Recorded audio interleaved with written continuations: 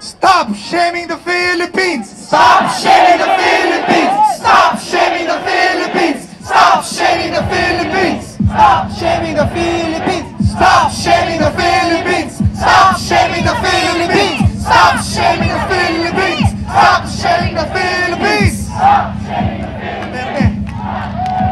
Duterte! Duterte! Duterte!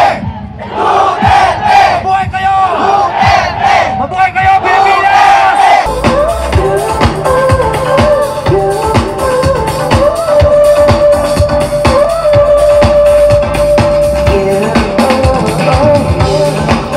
Nasa sobra ng galing, nakatulad ni Paeng, nakatulad din ni Bata, ni Nakasha sa talaka.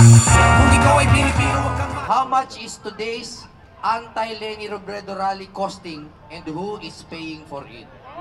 It is costing the Vice Presidency and Leni Robredo is fucking paying for it!